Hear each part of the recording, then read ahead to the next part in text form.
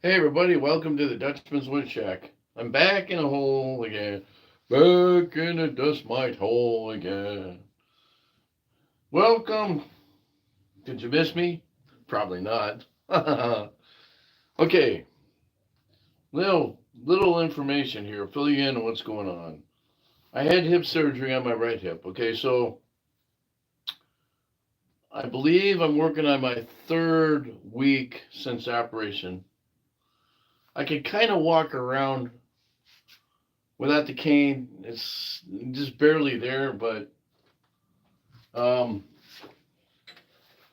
I've got things I can and I cannot do. Okay, so anyway, what I'm going to do today is I think I'm going to work on a couple of things. I'm going to work on, see, I don't know if I can sit on this.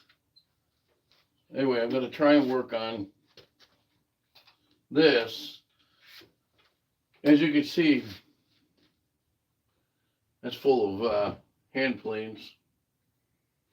So I believe this is rosewood on this, but my friend Gerald Vance from Appalachian Heritage Woodshop, check him out too, by the way. Check his website and his Facebook page out. His great work. Anyway, this is a hand plane. I believe it's a Stanley. But what I have to do is I got some information from a friend of mine, or Gerald, from it, how to tell what it's worth. And there's a couple of things. One is there's a ring around this, I think.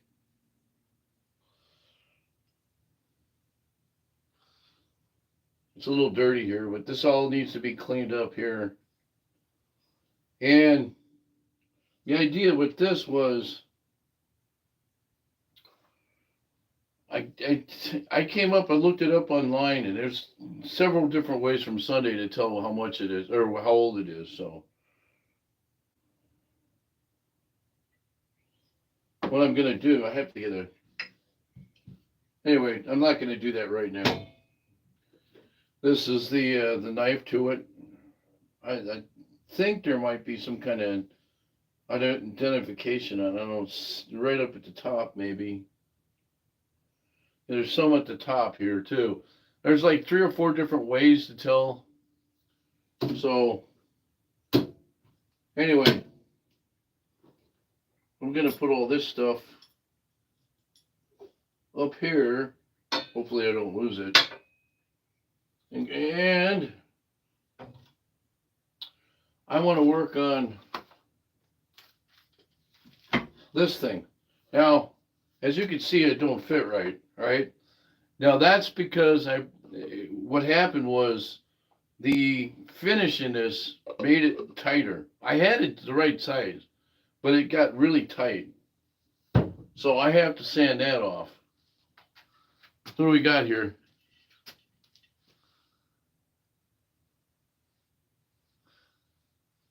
Oh, I'm trying to fool around with. Hey, Macy, how you doing? IDK Later, nice to meet. Um, I'm right now. Welcome to the Dutchman's Wood Shack, by the way. I'm working on this box.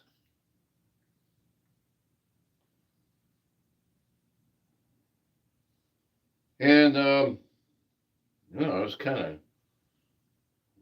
from that's weird. From sitting on that thing, it got kind of okay. So now what happened on this box is there's my finish didn't finish right. I had some runs on it, people. That's not good. Too much. Put too much on it. Then this, it got too tight. So my mission is, I'm on a mission. I'm on a mission. I have to resand this a little bit. And so in order for me to do that, I need to get some sandpaper. This one here, I'm just going to sand with this.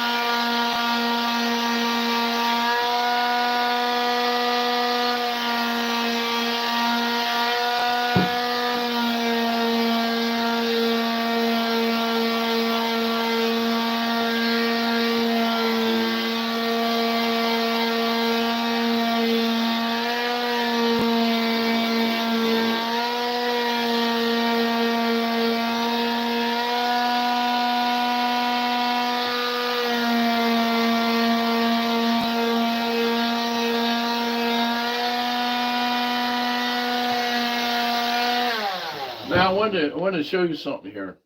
When I turn this lip, I wanted to make sure that this lip had enough room on it for this to fit. Well, since I put too much of this stuff on, I didn't think I did. I'm gonna do some sanding of this.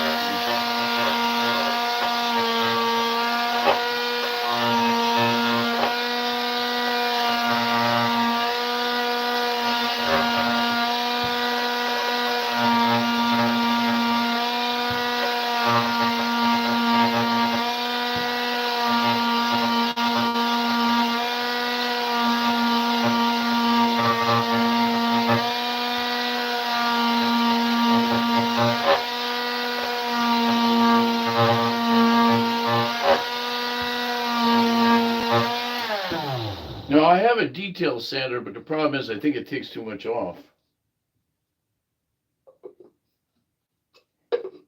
It's a little bit better.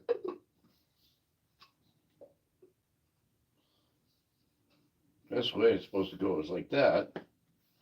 I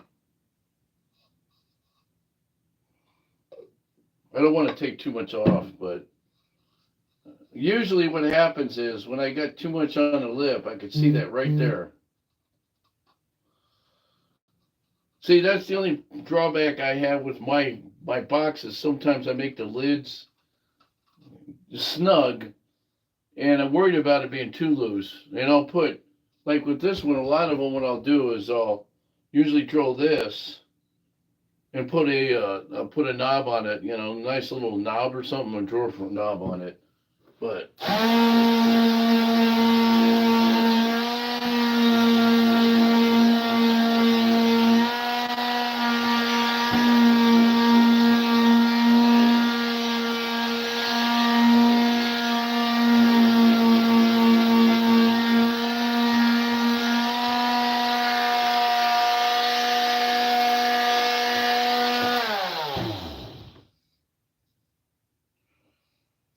and I don't want to get too carried away with sanding this one because it looks pretty good the way it is.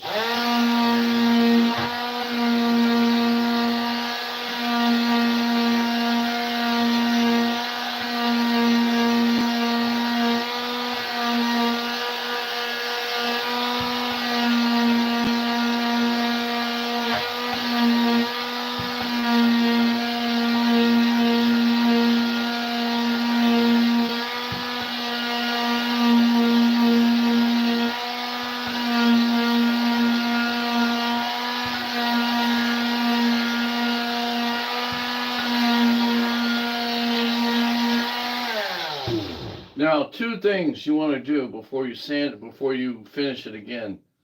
Um,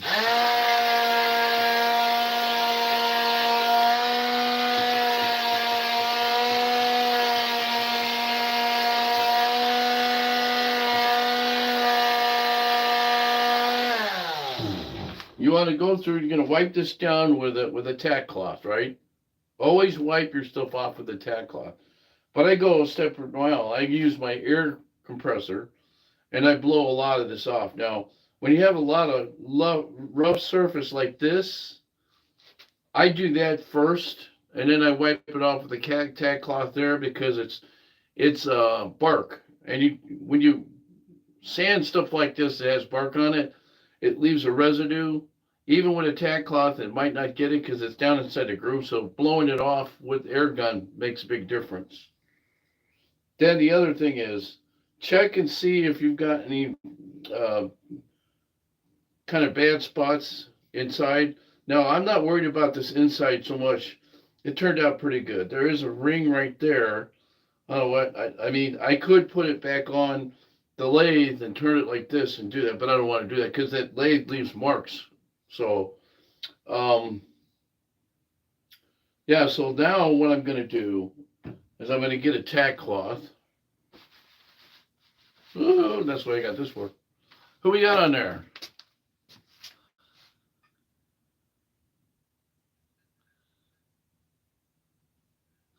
Oh no, what am I doing now? I know. But I know somebody got their message taken off. I've been having a lot of that lately. So, um, two things I want to tell you guys first off. One is I have a train channel. It's called Jeff's Train World, HON and O Gauge. Go to that, subscribe to it. I need about 10 more people to open up a live on it. I think there's 39 or 40 on there now. If you could, it'd be great because I don't like putting videos back on there anymore, like conversation, especially with the train guys. I'm having issues on the couplers and some of the track. And to be able to talk to somebody live like I'm doing with you guys, it'd be great. That's my other hobby. So hang on a second. I'm going to get a tack cloth.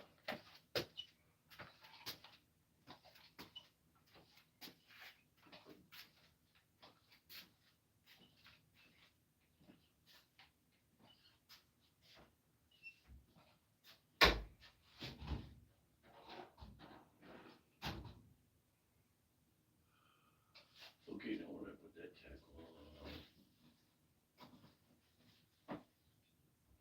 Crap, where did I put that tack cloth?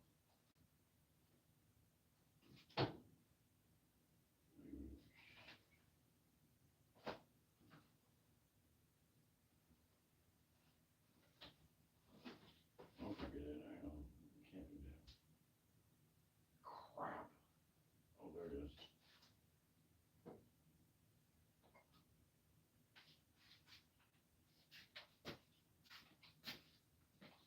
Now I tried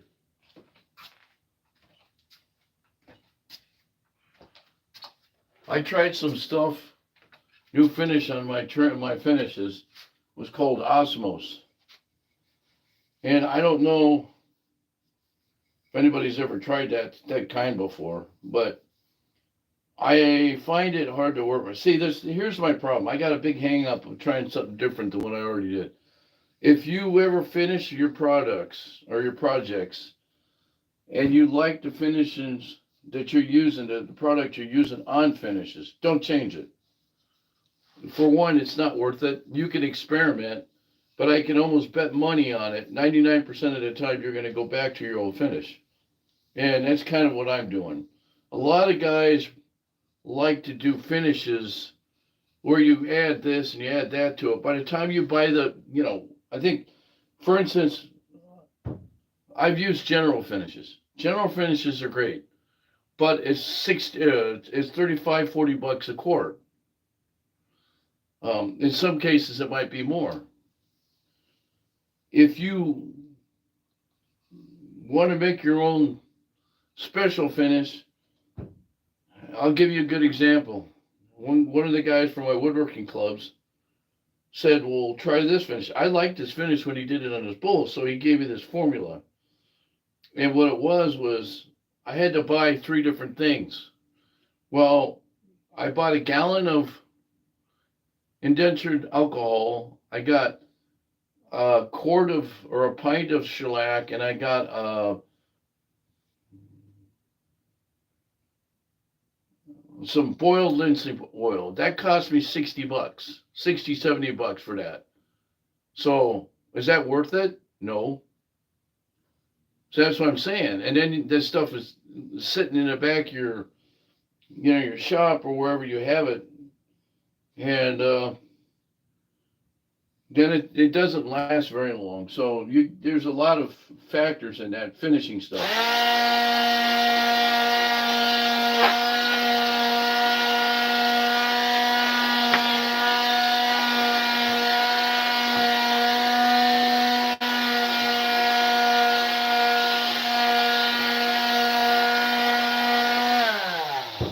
So in the long run, what I tell people,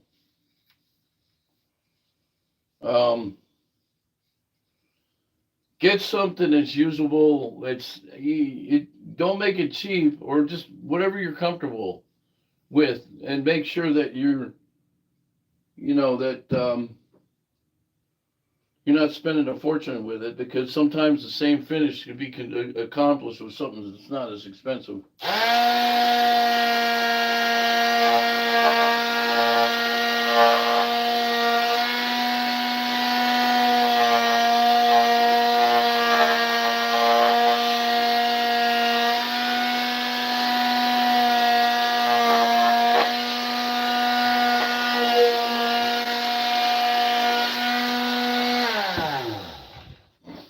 Now for some reason it's not staying on. I have to put a new washer or something on here. Not holding. Not holding. So that one's about done. I think this one's good to go too. Let's see here. And I'm not going to do anything but touch this up. I have another oil that I like to use on this. I don't know if it'll work. Yeah, it's a little tight, but see, that's part of this too, by the way. I don't know if I can sand that right or not. Oh, wait a minute.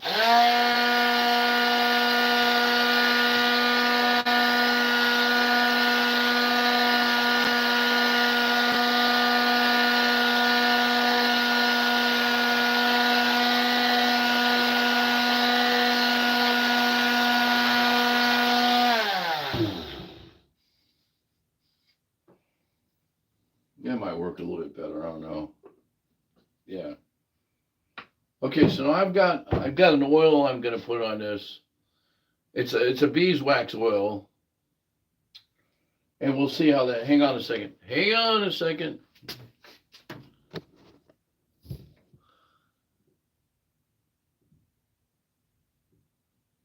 Well, I'm going slow, buddy. I'm going slow. I can't bend. I can't bend over. You know, I mean, right here is where they cut me open, right on the side here. You know where your groin is? That's about where they did. But everything, I can tell you, the operation was good. Not a big deal. I was in and out of the operating room in about a half an hour, 40 minutes. They put me in recovery. I was there for a couple hours anyway. Then they have this set of steps that are probably about, 3 or 4 steps high. They made sure that I could walk on that before they let me go. But it's been 2 weeks and 2 days since that. So I'm working on my 3rd week. And every day it's a different story. So I have these exercises. Now I'm on my own to do my own therapy.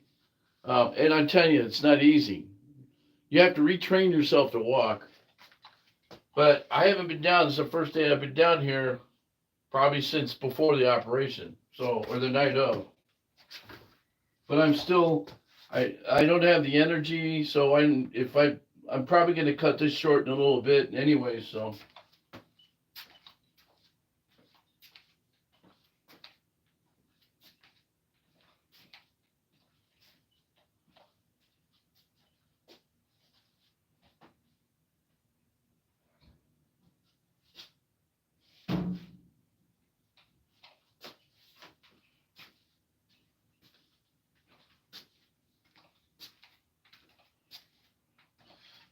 Now this stuff is what I use right here. This is a pretty good product. I like it. This is kind of like, well, Howard's makes this and a couple other things that you use in butcher blocks. So that's probably what I put on this next. I never want to put too much of a shine on it. But see, look at the color on this. I mean, I like the way the color is. There's a lot of guys out there that tend to put a lot of fancy, carvings in it. I like that, but I'd rather do it on a piece of like pine or maple or aspen or something where it doesn't have a lot of grain on it. It could do the stain in it and do all that. It's better that way. That's just the way I operate. So, like this wood here, I got back from Hawaii. You see this? See, that's coal wood. I brought that from Hawaii. There's a place I go. I shipped it back. It wasn't cheap. All right, I got a couple $100 worth of wood here, but I plan on just turning it like this as a bowl. It's the wood I brought back. I always have this thing right here where I love this part of it. So I don't know how that's going to turn out when I turn it. They probably get rid of about half of that, but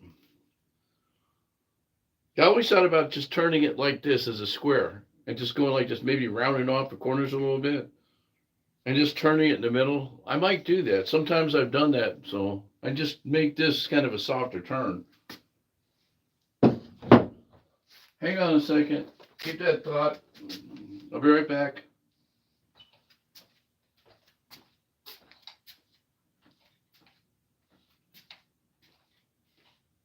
I'm a Hobby Lob, Hobby Duster.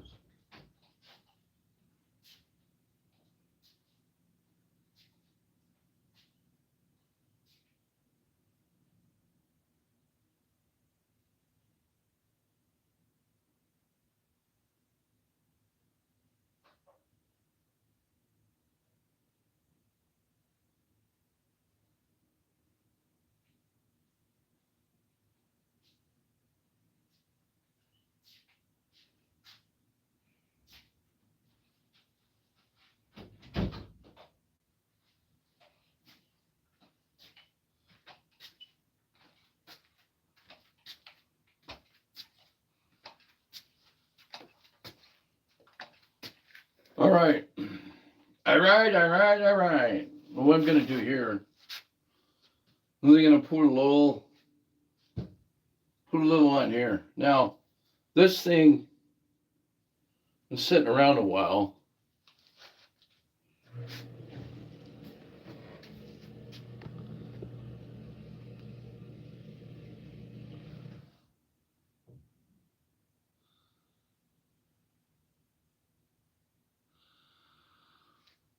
Oh, you know what? I'm not in Hawaii. Not now, anyway. I only go over there for about a month or two in the winter. I came back to get my operation. So Hawaii is a nice place. It's very expensive. Ah, it's not for the faint of heart. I'll tell you that. I love Hawaii. I've been going there for many years. Many years. I have a lot of friends there now. A lot of Hawaiian friends. A lot of Hawaiian people. They're proud people. But they're very picky, and they're kind of unusual.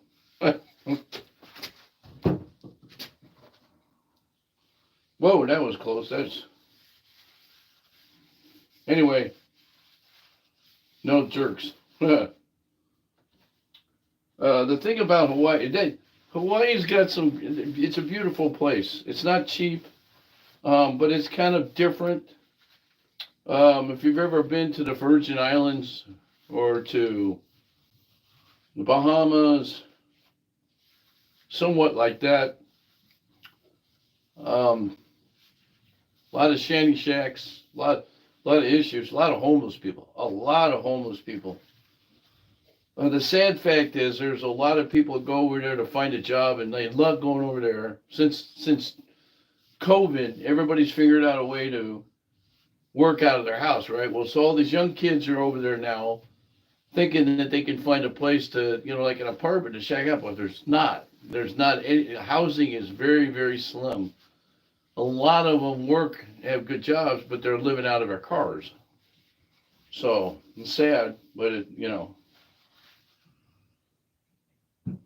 anyway, the plight of let's just say the plight of the Hawaiian people is not good.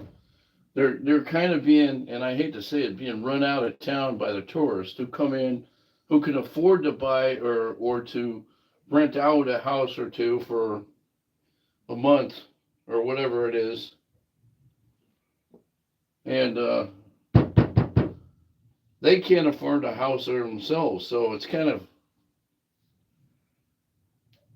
it's a no-win situation there. They're kind of stuck between a rock and a hard spot. It's beautiful. There's a lot of places to go just to get away from it, and away from the crowds, and it really isn't. It really isn't too bad. But the only thing I can tell you is the traffic problem over there is horrendous. Yeah, there's only two main highways that go north-south, and they're both clogged in the mornings and the evenings. The night, what do you call it? The commute. So, There could be a strain over there. The more people go over there, but that's just like this in every national park and forest in the country. Same thing. Anything good, people just gravitate to, and well, you have to either, if you want to go there, you have to put up with the crowds or not go. So, but Hawaii's got some unusual trees too. There's one tree out there. It's called a rainbow cypress. That is really pretty. I have some cypress wood here, by the way, but it's not a rainbow. When I first started turning a piece of cypress, it was stinking up the place. It had this like perfume smell. It wasn't. I mean, it wasn't like a really bad smell, but it smelled toxic. I'm like, what? So it did get kind of strong in here. I had to leave. That's what this is for. So that works good. I need to change the filters in it again.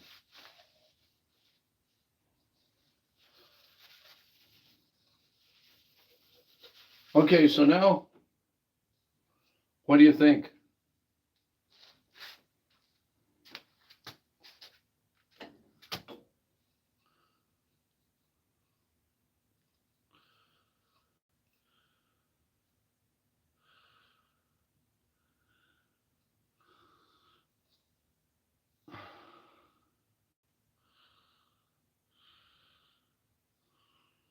See, I like this type of wood because here's the other thing I tell people.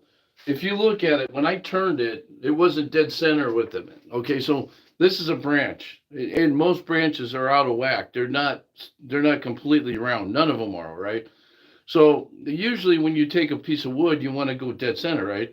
Well, this was offset to begin with. If I wanted to do, that, it would make it half the size, and it would take away from all this. When I started turning it, my original idea was to take completely all the bark off of it because of the weird angles it was at. I didn't do that. That's why I'm saying when I do a lot of this stuff, I won't know until I get into it. But yeah, this turned out really good. The different color in here, oh my gosh.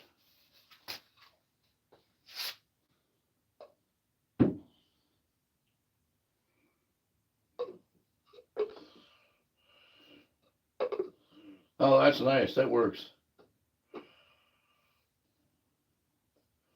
Perfecto. That works. About as good as it's going to get. See, that makes a big difference there, right? A little bit more off, but that works in time. You put a lid in the inside.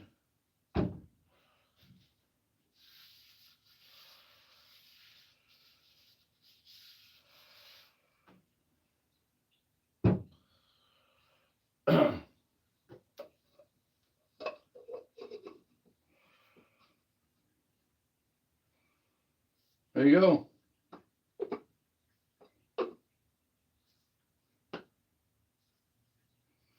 That was pretty good.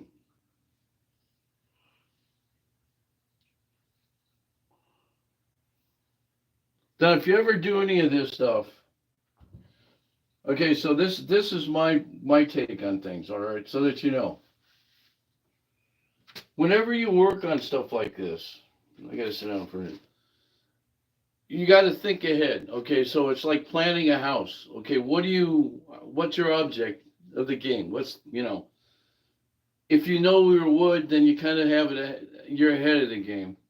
Most of the time, when I look for turning rounds in a store, wherever I go, I look for the green, and I look at you know the abnormalities in the grain. Now, is it perfect? No. Sometimes you'll get one that has a lot of rot in the middle. You can see it until you get in the middle of it.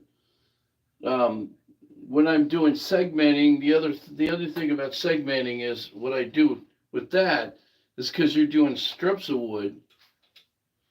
Your object of the game with that is kind of like, okay, what I want to do is take the grainy part and put it in a spot where you're going to see more of it than taking a lot of it out. So a lot of guys who turn, if you that do segment it, you'll see there's it's too blasé, it's too flat. It doesn't have. It's kind of like this.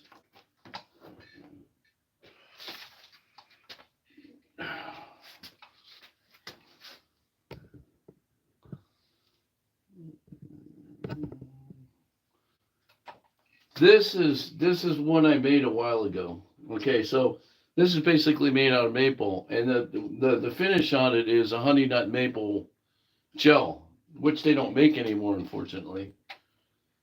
And when I did this, the grain is a lighter grain, so I didn't get carried away with dark stuff. So if you were gonna do something in a bowl, you could do something like this part, but this would be too blasé. Now what guys will do was take something like this maple here and do what I did, except they would do they'll the top part they'll do a lot of carving on it and then they'll stain it and it looks really great. And that's the kind of wood you want to do because you're not covering up the grate, in my opinion. When I get wood like what I was showing you in the koa wood, biggest thing I look for is grain. I don't like a lot of flat grain. So that's just me, you know.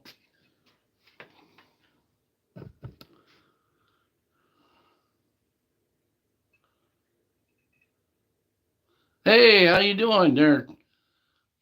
My buddy there, Kilroy. Say hi to Kilroy, everybody. He's a great guy.